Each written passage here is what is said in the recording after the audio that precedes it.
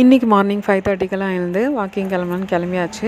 ஃப்ரெஷ்ஷாக போயிட்டு வாக்கிங் கிளம்புனா வெயிட் செக் பண்ணி பார்த்தா நேற்றோட இன்றைக்கி 1 kg கம்மி இருந்தது. நேற்று 65 சம்திங் இருந்துச்சு, இன்றைக்கி 64 சம்திங் இருந்துச்சு.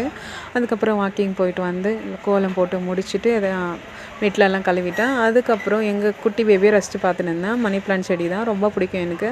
பட் அது ரொம்ப குட்டியாக இருந்தது, இப்போ கொஞ்சம் வளர்ந்துருக்கு. அதுக்கப்புறம் லஞ்சு பிரேக்ஃபாஸ்ட்டெல்லாம் ரெடி பண்ணியிருந்தேன். லஞ்சுக்கு பார்த்தா முருங்கைக்காய் சாம்பார் ரைஸு, கார்ன் பாயில் பண்ணி வச்சுருந்தேன். மார்னிங் பிரேக்ஃபாஸ்ட்டுக்கு பார்த்திங்கன்னா ப்ரெஸ்லெட் தோசை தான் செஞ்சுருந்தேன். அது கூட பொடி முருங்கைக்காய் சாம்பார்லாம் வச்சு சாப்பிட்டாச்சு.